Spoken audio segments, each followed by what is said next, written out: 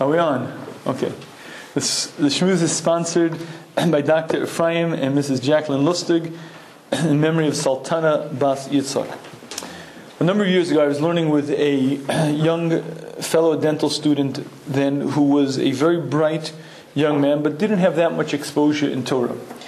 And we had been learning different parts of Chumash, and at a certain point he made a remark to me that I found very interesting.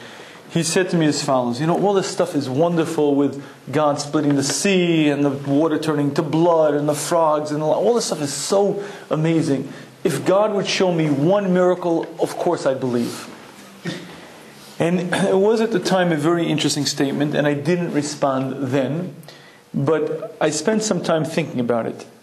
And I think that concept, a lot of people think is true. If Hashem would show me one miracle, if I'd see one splitting of the sea, one even winning the lotto, I'd be a different person. Hashem would show me that He runs the world. Hashem would show me that He really exists. My life would be changed. My life would be different. And I would be a real mamin, a real believer. And I believe that that is patently false. And not only is it false, I'd like to spend a few minutes proving that to you with one obvious step. And that is as follows. The Ramban in Chumash explains to us that there were many ways that Hashem could have taken the Bnei Yisrael out of Mitzrayim. Hashem could have airlifted the entire nation out. Hashem could have made every Mitzri died. There were probably 10,000 ways that Hashem could have taken the Jewish people out of Mitzrayim, but that's not the way Hashem did it.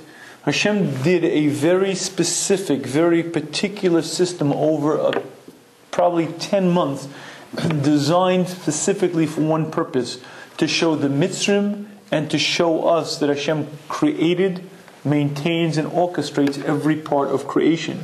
And every one of the makkahs was actually an increase in showing the dimension of Hashem's control. And what's amazing about that is that the reason why Hashem did it was to show the Bnei Yisrael, us, and to show the Mitzrayim. Yet here's the observation. Almost to a man, the Mitzrayim did not become Bali Tshuva. They lived through the greatest demonstration of Hashem's control of every part of nature, and they didn't all say, "Oh my goodness, that's Hashem." They didn't open up the Or Sameach Egyptian branch. It wasn't like the world Bal Tshuva movement of Mitzrayim. In fact, the reality is that the average Mitzri, in fact the vast majority, if not the totality of the Mitzrayim, remained starkly against Hashem, didn't believe, didn't come to any level of belief, despite seeing every single one of the Nisim. And the question I'd like to deal with this evening is, if, as the Ramban tells us, the yesod of our emunah, the underpinnings, the bedrock underpinnings of our belief system is the fact that Hashem took us out of Mitzrayim, and the way that Hashem did it, how is it possible that the Mitzrayim didn't come to this level of emunah? And before I do this, I want to share with you one more step. And that is that Hashem is not in the miracle business. What I mean by that is as follows. The Ramban in Chumash explains that if you run a carnival, then anyone who comes to your tent, you put on your show for them when it's convenient for them. That would be an obvious disgrace, and it's certainly not what Hashem does. Hashem is not in the miracle-making business, and Hashem is not showing any Tom fool who comes around Hashem's might and Hashem's majesty. One time in history, Hashem said, "I'm going to show my full might, kaviyachol. I'm going to show the full glory." That was this time period. And what I'd like to do is spend a few minutes running through, and we're going to do it quickly because we don't have time to amply do it, and I'd like to spend a few minutes running through some of the makkahs, but with one particular focus. Not what we focus on at the Haggadah, at the Seder, but the focus being, what was it like to be a Mitzri in Mitzrayim during this time period? What was it like to be an Egyptian when all of these things were happening? So let's begin. Moshe Rabbeinu and Aaron HaKohen show up at the palace. Now keep in mind that this palace was extraordinarily well guarded. There were various moats, animals protecting. There was an entire legion of soldiers protecting the area. And these two Zakanim, very unique in their stature, in their image, very clearly Jewish, all of a sudden appear inside the palace. Needless to say, it made quite a stir and was quite noticeable. When they show up, immediately they start with the claim, Hashem sent us, Hashem wants you to allow the Jewish people to leave. What does Paro say? Paro says no, flatly refuses. At which point Moshe shows 3 simonim. Still Paro is not impressed. Moshe says very clearly as follows: if you do not allow the Jewish people to leave, Hashem will turn all the water in all of Mitzrayim into dam, into blood. Now, the Mefarshim explained to us what was happening basically was a very simple thing. It wasn't just that the water in the Nile, that were the tributaries that fed out to all the various places in Mitzrayim, was going to turn into blood. Every ounce of water anywhere in Mitzrayim turned into blood. And that means if you had water stored in the basement, if you had water stored in the attic, if you had water stored away somewhere in the barn, wherever there was water stored, that turned into blood. But it wasn't just water. If you bit into an apple instead of fruit juice, you got blood. If you spat, a Mitzri who spat didn't spit saliva, it was blood. Wherever you went, there was no place that didn't have blood in it. Any place where there had been water before was now blood. Now, let's keep in mind something very interesting. Water and blood are different, but not just in coloration. It's not like blood is just like this sort of water with a different color. The Sona makes an observation that all of the fish, the Gaba Yam, all of the fish in the Yam died. Why is it that all the fish in the Nile died? Because water is thin, odorless, colorless. Blood is globulous, thick, and smells. The water didn't turn into colored water. It turned into thick, live blood. All the fish in the Yam died because they can't exist in blood. And what the Mitzrayim witnessed was a metamorphosis. They watched it change. They watched nature change. Water turn into a radically different substance. And what the Mitzrayim got to see very clearly was one simple fact. And that is that water is not clear, odorless, and colorless because it is. Water is clear, odorless, and colorless because Hashem created that way and maintains that creation. And if for a moment of time Hashem would stop maintaining that exact molecular formula, it would change, it would cease to exist, and in fact it would become blood or whatever else it will become, or more likely, if Hashem would cease infusing energy, it would cease to exist. But that's something that every Mitzri got to see. However, as you're all familiar, the Jews drank water. The Mitzri would be drinking blood, the Jew would be drinking water, and the only way that a Mitzri could get water was if he bought it from a Jew. Now here's an astounding thing to think about. The Mitzri is standing there with a cup of blood, drinking it down, then he goes over to a Jew and he says, "Give me that water." The Jew gives him the water and it turns from water into blood. The only way that it would remain as it was if he paid him. And what the Mitzri saw clearly was that there's Hashem watching.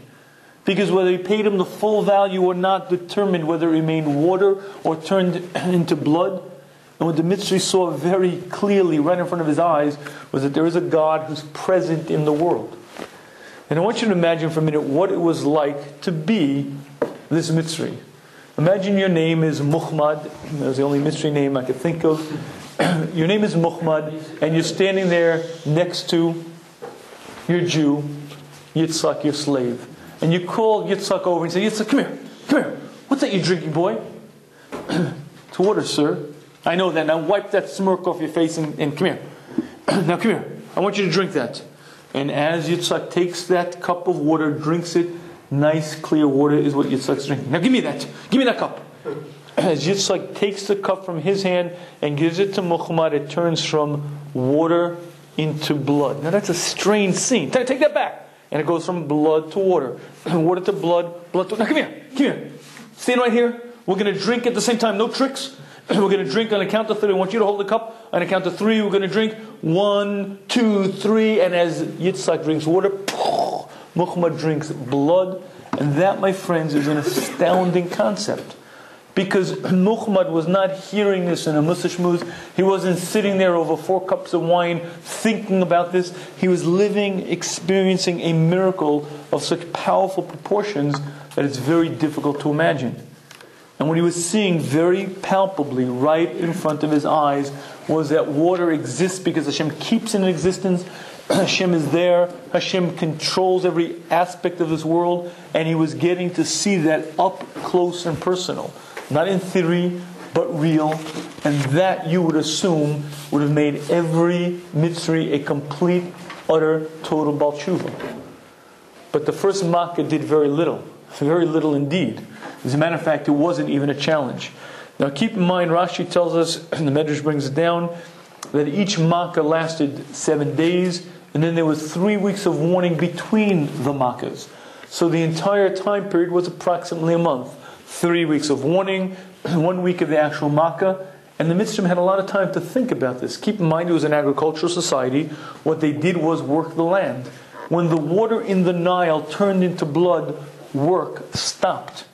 Because everything was fed off the Nile. There was no typical rainwater that they used. The Nile was the source. And that means for 7 days, Muhammad and all of his buddies stood there in the fields watching their crops rot away. Because water feeds crops. Blood doesn't nourish them. Blood destroys them. And they watched this and saw this for 7 days, day after day, and they did not come to any sense of becoming Bali Tshuva. I once heard it said that the Chofetz Chaim was once learning Chumash, and he started to laugh. He started laughing. One of the Balabatim who was there said, Rebbe, what does the Yeshiva find so funny? It wasn't that typical to find the Chofetz Chaim laughing, and certainly not while learning Chumash. The Chofetz Chaim said, well, I'll tell you, I was just learning Big Mama Sedra, and I was learning about the Makkah of Sfardeya. Frogs, and I was thinking, big important Paro sitting on his throne, frogs jumping here, they're very funny. I found it funny, so I started laughing. And my friends, listen to what Chofetz Chaim was saying. It is very, very humorous. If you think about frogs jumping here, there, everywhere, it's a very funny scene. But it wasn't by accident. Es asher salalti b'Mitzrayim. You know what Hashem says? I want you to pay attention. I'm going to play with them. His salalti is from the language, from an expression of toying. Hashem says, they're not my bar hochi. They're not a competitor. I'm going to play with them. I want you to watch. And if you pay attention to each Makkah, you'll see, it's almost like Hashem has a sense of humor, injecting a very interesting element of fun, almost mirth, into each of the Makkahs. And let's look at this Makkah number 2, because this is my kid's favorite. When we do the Makkahs around the Seder table, this is a biggie. Here's what the Pasuk says. The Pasuk says, Vayal HaTzvardeim, the plural, the many Svardeyas came up.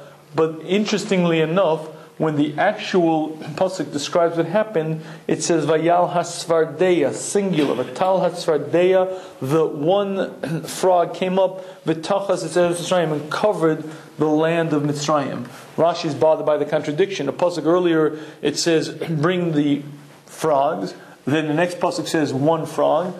Rashi brings down the Medrash that explains. When Aaron stuck out his staff, one very large frog began making a beeline directly to Paro's palace. Directly right up from the Nile to the palace, one lone large frog begins marching.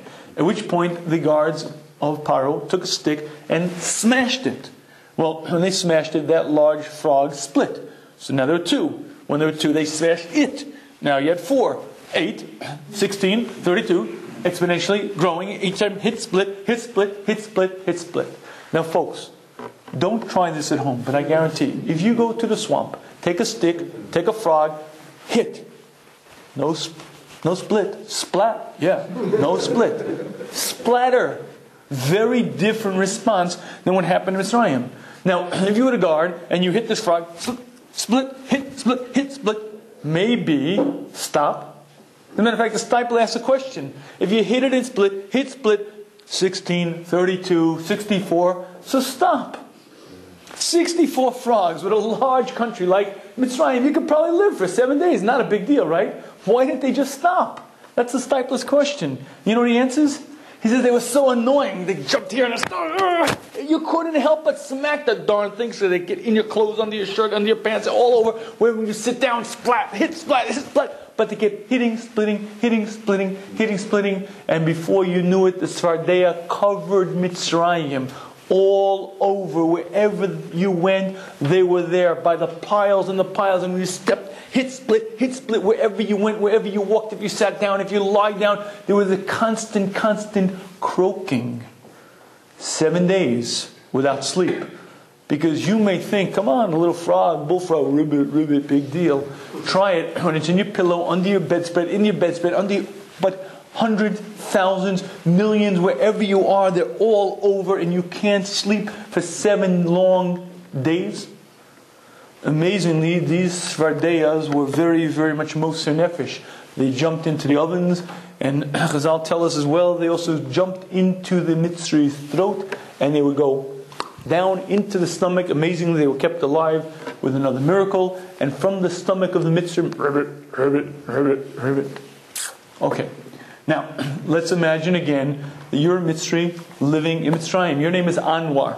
Okay, now you saw what happened to Dam, and you saw what's happening now, hit, split. You know that Moshe Rabbeinu warned for 3 weeks that there's going to be this amazing mofes. You heard all about it, and you even watched your buddy Muhammad as he opened his mouth in anger, and this frog came running into his throat, and from Muhammad's stomach, and you're furious and you're angry, but you say to yourself, this is day 3, there are 4 days left. There is no way that a frog is getting down my throat.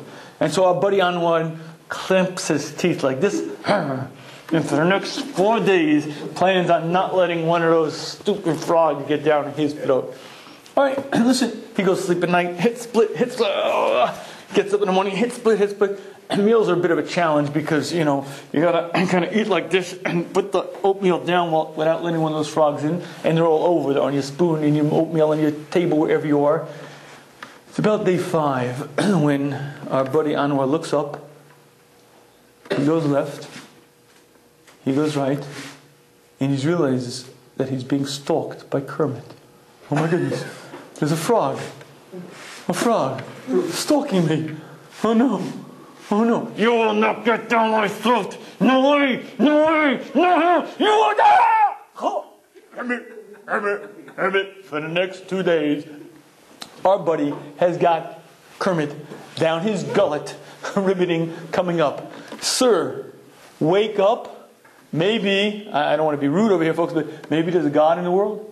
Maybe what Moshe Rabbeinu said was accurate and correct, that Hashem created the world, maintains the world, orchestrates the world, and will kill you if you don't let the Jewish people out. Maybe? Nah, can't be.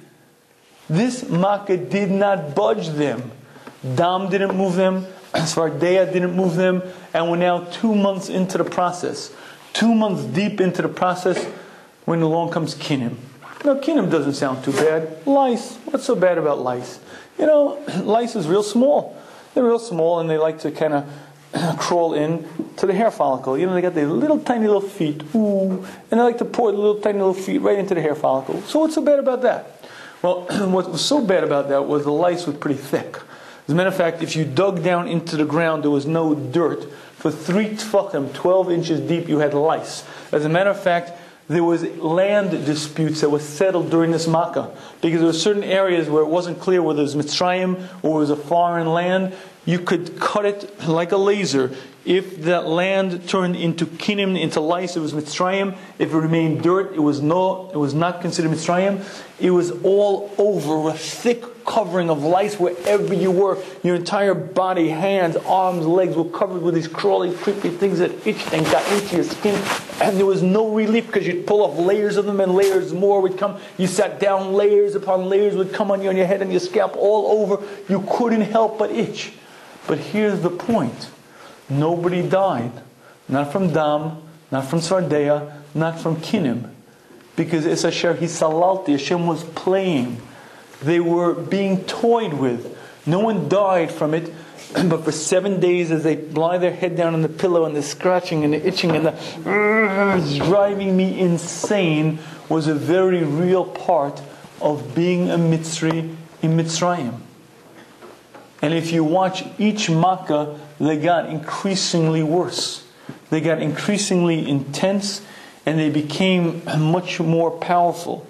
The first 5 Makkahs, Not once did Hashem have to harden the Mitzrayim's heart, nor Paro's heart. Because it wasn't that powerful. It wasn't so overriding. It was their own decision, their own free will that made them do it. Dam, Tzvardeya, Kinim, Orov. Orov, a mixed multitudes of animals. Doesn't sound so bad, right? All you have is lions and tigers and bears. But squadrons and legions and amazing amounts of animals come marching into Mitzrayim, and they take over the streets. The lions and the tigers and the bears were attacking and literally overrunning the streets of Mitzrayim, unless you were Jewish. And if you were Jewish, you'd walk in the street, here, kitty, kitty, kitty, oh, what a nice mountain lion, oh, Muhammad, go, sick, get him. And as strange as it sounds, a Jew could walk in the street amongst wild animals, untouched, unscathed, and a Mitzri was attacked, and nobody woke up and said, maybe something's going on right here. Could it be? Could it be? It's very hard to keep a straight face when you study not the intensity of the makkahs, but the amazing intricacies of each one. Each makkah had a miracle within the miracle. Each makkah was a clear demonstration of Hashem's control of every facet of creation. Each makkah clearly showed the Mitzrayim who was in charge, and each one they looked at, denied, and were not moved by. One more, only because it is my favorite. You know, my Seder table, what we do is since my kids are little, we try to make the makkahs. In order to make the Seder a little bit alive, we make makkahs. Now, it's not too hard to make blood. You take some jello, add it to the water. You got dam, that's an easy one. Tzvardeya, you got plenty of frogs out there. Even kinim isn't that hard. They make these, excuse me for saying it, they have these little patches of things. And you put them on, you got bugs, nothing's hard. How do you do borod? How do you do borod? See, borod wasn't just a large hailstone of ice. You can imagine a softball-sized piece of ice, and when it smashed down, it broke open, and the fire that was inside it now escaped and burnt that which was in the fields left. So you have the ice, you have the fire inside. Rashi asks the obvious question, either the fire melts the ice, or the ice extinguishes the fire. They can't mix, they can't coexist. Says Rashi, Asu Shalom, they made peace. You hear the answer? Kasha is water and fire are enemies. How could they coexist? Asu Shalom, for Kiddush Hashem, they made peace. Oh, it's not a miracle, not a great nace, just Asu Shalom. Anyway, how do you make borod? How do you do that one?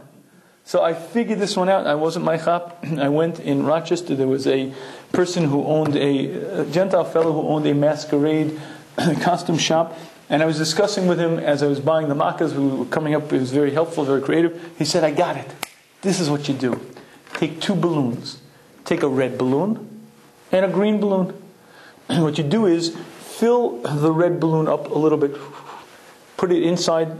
Put the red balloon inside the green balloon. Fill the red balloon up a little bit. Tie it. Then put the green balloon on the tap. Fill it with water. Tie the green balloon tight. Put it in the freezer. Put it in the freezer. Then, once it's frozen, take it out. Take a knife, peel off the green balloon. What do you have? You have a block of ice with fire in the middle. Isn't that a brilliant chap? So we had borod at my house. We had borod. Until the day before the Seder, somebody pointed out that many of the balloons are coated on the inside of kidneys, so we couldn't bring it to the table. But my friends, here's the point. To have borod, if you planned it by putting it in your freezer with the red balloon and the green balloon, is a cute chap. But how do you make ice? Inside the ice you make fire, and then it just happens to smash down and it breaks open, but it only happens at the exact moment when Hashem says it's going to happen, when Moshe Rabbeinu warns it's going to happen, and lasts exactly the 7 days, and then it stops. At a certain point, I think you have to say to yourself, what's pshat? Maybe there's something going on. Month after month after month, the Mitzrayim denied Hashem, denied the existence of Hashem, and nothing moved them. And I want to fast forward for a minute to Makas Bechorus, because now already it was no longer a game. Now already the Mitzrayim were mazed. They had seen level after level, month after month, and now the warning was serious and the warning was given. And at this point, many of the Mitzrayim took it seriously. The Medrash tells us that there was actually a rebellion. Because when Moshe Rabbeinu came to the palace and said, there's going to be the final makkah, the firstborn are going to die, they took him seriously. the Bechoros, the firstborn of Paro, of Mitzrayim, came to Paro and said, let them go, this is insane. Everything he said happened to the letter, exactly at the moment, exactly in the way he says, where all the firstborn are going to die. Let them out before we all die. And at that point there was a civil war. Paro called out his guards, and there was actually a civil war with bloodshed, because the firstborn Mitzrayim wanted to put an end to it. Paro would not, and he quelched that revolution. And in fact, on that day he said, we will remain steadfast. Now, it's very interesting to note what happened during that Makkah. Now, the Pasuk tells us that every Mitzri house, the firstborn died. But the Pasuk is very specific when it says that there was ein bayis asher ein shames. And what that means is as follows. If there was a Bechor, a firstborn boy, that firstborn boy died. If the firstborn wasn't a boy, if it was a girl, she died. If there was an older uncle in that house, they had nuclear families, there was an older uncle, he was the one who died. Imagine there was Uncle Bob and Uncle Joe. Uncle Bob was 82, Uncle Joe was 80. Who died? The older one. Didn't matter who looked older, didn't matter who looked younger, the older one died. If you had 5 brothers, one was short, scrawny, and small, and his younger brother, in fact, was much taller, much bigger, and anyone would have said the younger brother's older. It didn't matter. The one who was born first died. House after house, in every house they died. But there's a fascinating Rashi on the pasuk when it says "Ein bayis asher ein shames," that says that there were some houses where many children died, because Rashi explains that the Mitzri women were promiscuous, and it was the firstborn of the husband, of the male. So if you had a Mitzri woman who had an affair, she might have had one son from one person, the first of his, another son from another person, the first of his, another person. Says Rashi, there were some houses where there were 5 children who died. Now imagine with me for a moment the following. Your name is Cleopatra. And lo and behold, on that night, exactly on the time, 5 of your sons died. They dropped dead on the scene. One was 30, one was 25, one was 20, one was 15, and one was 10. And every one of them dies at that moment. What did Cleopatra see right in front of her eyes? Oh my goodness. 25 years ago, there was no one in the world who knew about it. There was not a soul who possibly could have known. And that child came out of this union, and that child died. 5 years after that, there was one person no one could have known, and from that union came this child, and that child died. 5 years after that, and 5 years after that. And what that Mitzri woman saw very clearly is that 25 years ago, and 20 years ago, and 15 years ago, she was not alone. There was someone else there, someone watching, someone supervising, everything written down, and nothing forgotten. Now imagine with me for a minute that we get to be a fly on the wall when Cleopatra is escorted to the cemetery and she buries her 5 boys, and she turns to her friends after the funeral and she says, girls, look what happened to me. 5 of my children died. Girls, promise me you'll be careful. Promise me you'll watch your health, watch your cholesterol, and promise no red meat, please, please. Lady, are you paying attention to the script? It's not cholesterol, it's not red meat, it's God, the creator of the heavens and the earth, as represented by Moshe and Aaron, his shliachim. What weren't you following? What didn't you get? But if you don't think that that was the Mitzrayim's reaction, watch carefully the next step in the drama. The next step is that Paro himself, together with his representatives, get out of bed and they run to Moshe, and run to Aaron and say, get out of here, leave the country, Kulano Mason, we're all dying. And they wanted the Klal Yisrael to leave that moment. Moshe Rabbeinu said, not just yet. It wasn't until the morning, and the next morning the Bnei Yisrael left. But the Bnei Yisrael were not a few people. The Bnei Yisrael were 600,000 men between the age of 20 and 60. If you add the women, add the children, add the older seniors, you're dealing with a group of about 3 million human beings marching out into the desert. But not just marching out, led by the Anne Kavod. Now, if you've ever seen a cloud as you gently float through it in the sky, you just sort of cut through the cloud and it's like cotton candy and it's so cute, and you look through it and look down, it's very nice and wonderful. I want you to think of the Anne Kavod. The Anan covered with these powerful pillars of cloud. What they did was they took the sand and they smoothed it out. They protected the Klal Yisrael from the rain or from the heat above. They surrounded the Jewish nation on each side, and they provided a perfect temperate climate within. There was an Anan Eish that led the front. The Anan Eish was a pillar of cloud that lit up the night as if it were day, a powerful night lighting cloud that lit like the sun. And that was what marched in front of Bnei Yisrael. And for 7 days they marched out that way. For 3 days they marched straight. Then they turned around. The Anan led them the wrong way. Paro got the message that they're lost in the derech. Paro starts out in pursuit, hot pursuit, with his soldiers, with his chariots. They chase after Bnei Yisrael, and on the 7th day, the Bnei Yisrael are camped out against the Yam Suf, and the Mitzrayim charge to attack. And now a very interesting thing happens. The Anan Eish that had been in front of the Bnei Yisrael comes to the rear and interrupts between the Mitzrayim and the Jews. And at that moment, you would assume that every mitzvah would get it. Oh my goodness, a powerful pillar of fire. Whoever saw such a thing lights up the night as if it's day, and it moves from in front over there to back, and it stops us. What was Mitzrayim's reaction? It was not Hashem Elokim. It was not to fall on their face and say God is the creator. Their answer was charge, and they tried to charge into it. Apparently it was not hot, but it would not allow them to penetrate. What did they do? They began shooting arrows into it. They began shooting fire arrows into it. The entire night they could not penetrate this powerful pillar of Anan, of cloud. And now for the punchline. The Ramban says something fascinating. The Ramban says that when Moshe Rabbeinu brought his staff over the Yam Suf did not split like this. It wasn't like and it instantly split. The Pasuk says very carefully that Hashem split the Yam Suf b'ruach kadim aza kol halayla. A ruach kadim, an easterly wind that became stronger and blew, continued blowing, and slowly that eastern wind is what split the Yam. And the Ramban in Chumash is bothered by why did Hashem choose to split the Yam that way. Explains the Ramban because that was part of the master plan. It says the Ramban as follows. The wind started initially quite lightly. If you imagine this large expanse of the sea, there was just the wind sort of like lightly blowing, and you can imagine 12 sort of little indentations in the Yam were beginning to form.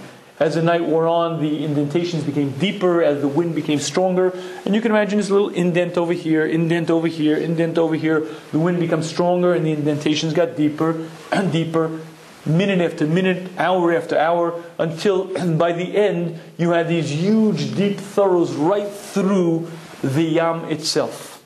Says the Ramban, why is it that Hashem chose the eastern wind as a method?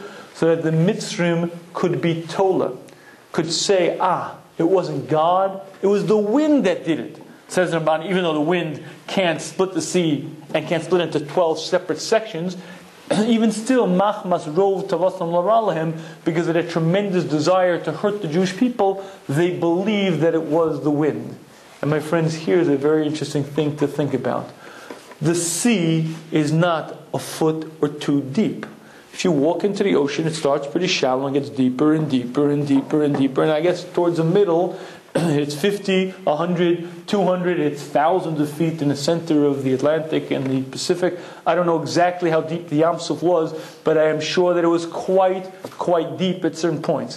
And imagine that you're in the center of this Yam, and you look at the wall. There's a wall from ocean floor up hundreds of feet, sheer, straight up. But it wasn't a normal sort of slice of ocean.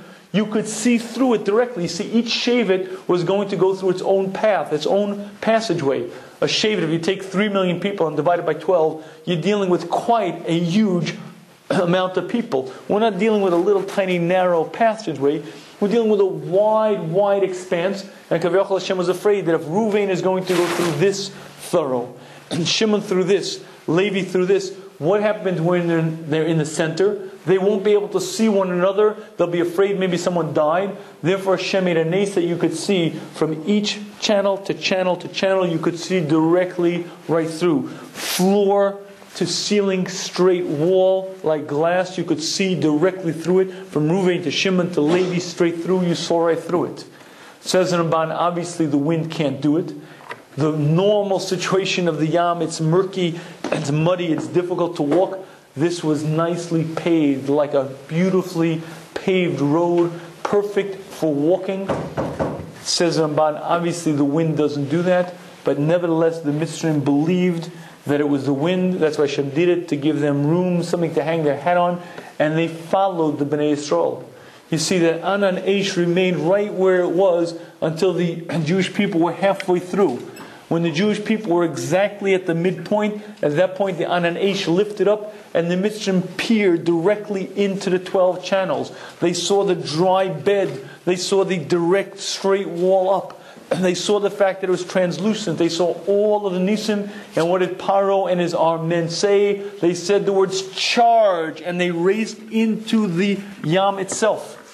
And they raced into the center. When the last of the Jews got out on the other side, the Mitzrayim were right in the middle. And then, at that point, the nice ocean bed that was hard began turning to mud. The mud then turned into like a cement. And the wheels of the chariot horses became locked into cement. The horses' hooves became locked. And at that moment, the Mitzrayim, I believe, got it. Because when they were standing on the bottom of the Yam, looking up this few hundred feet of powerful wall, and there's a sort of cracking as the wall begins to crumble, and then there's a smash as the billions and billions of gallons of water comes crashing down. I believe at that point they got it. But here's the question, and it's hard to ask the question, but the question is, what were they thinking till then? Month after month, miracle after miracle, the most overt, obvious signs. To the extent that the Ramban says this was the one time in history when Hashem says, I will show you my might, my majesty, so that forever you'll have an underpinning, you'll have a bastion of faith, Kriyas Yamsuf, you'll have Dam Tzvardei Kinim, this is the underpinning of your religion. The Mitzrayim lived through it. What in the world were they thinking? How's it shayach that they did not become Bali Emunah? How is it possible that they didn't believe? My friends, this question, I believe, is quite profound. Quite profound, and I believe also quite relevant. And I believe the answer to this question really is based on something that Rav Chanan asks. Rav Chanan asks a very interesting question. He says as follows: there is a mitzvah saseh, a full commandment in the Torah, for every Jew to believe in Hashem. I am commanded by the Torah to believe in Hashem. Says Rav Chanan, that is a very difficult mitzvah. If I believe in Hashem, I don't need a mitzvah. If I don't believe in Hashem, how are you going to command me to believe? Heart, I command you to believe, but I don't believe. But I command you to. I just don't believe. If I don't want to put on tefillin, I'll put on tefillin. I don't want to put on tzitzit, I'll put on tzitzit. But how can you command me to believe? If I do believe, I believe. And if I don't believe, you can't command me to believe. Says Rav Chanan, that's not what the mitzvah is. There is no mitzvah to believe in God. There's a very different mitzvah. It's a mitzvah to be honest. The mitzvah is to look at this world, look at the harmonious systems, look at the intricacies of this world, look out on a spring day and say, what is going on? A month ago there were sticks in the ground, and now I see buds forming, I see insects, I see birds, I see an entire world. Open a biology textbook and see Hashem's world and say, who made this? Who runs this? Could this be just by accident? Could it just occurred? Could it just evolved from a cosmic roll of the dice? Says Rav Chanan, if you want to know what the mitzvah of the Emunah is, the mitzvah is to be critically honest. Put away your agenda, put away your self-interest, ask yourself, what does your eye see? You see, the reason why people have trouble with Emunah is not because it's obvious or not obvious. The reason is because of the consequences. You see, if I accept God, then there's certain rules. There are certain demands, certain things I want to do I can't do, certain things I don't want to do I will have to do, and I don't want a part of that. It's much more comfortable if I get rid of the God factor. If I get God out of the picture, that I'm a free man, I choose my morality, I do what I want. Just don't introduce that one little annoying, sort of bothersome concept of God, and I'm a free agent in the world. Says Rabbi Chanan Wasserman, that's exactly what the mitzvah is. Put away your agenda, put away your self-interest, forget the what-ifs. Forget, what if I accept God, what's going to happen? Forget that, ask yourself one question. What do you see? Study a sunset, study a sunrise, look at a bird who flies, look at a tree, look at a bud, look at a seed, and see the wonder, and ask yourself, what do you think? Well, if, no ifs. Forget if there's a God, what it means. What does your eye see? Says Rabbi Chanan, an intelligent, thinking person will instantly, powerfully, palpably see a creator. The only reason a person doesn't see it is because I have an interest, an agenda I don't want to believe. The actual mitzvah is put away your agenda, put away your nagia, be honest, be critically honest, and then you'll see with absolute clarity of thought, you'll see a creator. If you'd like to see one of the greatest manifestations of this exact point, it was the Mitzrayim in Mitzrayim. Despite seeing level after level, time after time, sign after sign, they didn't get it, not because it wasn't clear, not because the human intellect didn't demand it, but because they didn't want to see it. And if you'd like to see a manifestation of that very concept in our own world, ask your local scientist. Now granted, there are many who do believe in a creator, but there are entire groups who spout the words evolution just occurred. It's just one of those things, and you have to wonder, what are you thinking? And by the way, it's always cute to note how they give such credit to nature. Isn't it amazing what nature has brought forth? And they'll describe the intricacies of nature, the wisdom of nature, how smart Mother Nature is, as if there was some sort of like God, oh, I can't say the word God, some sort of force, thinking, intelligent design somewhere in it.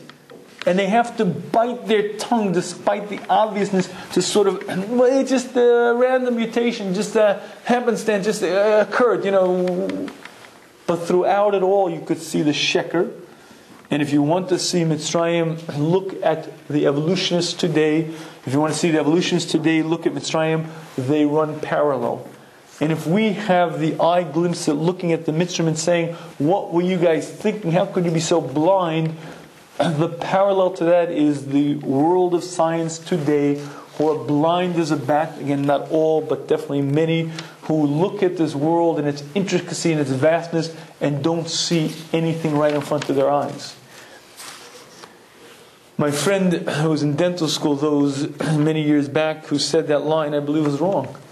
His line was, if God would show me a miracle, I believe the Mitzrayim saw miracle after miracle. If a person does not want to believe, you cannot force a person to believe. You can't shackle their hands together and force them to believe. When Hashem created the human, Hashem created us with this force called free will.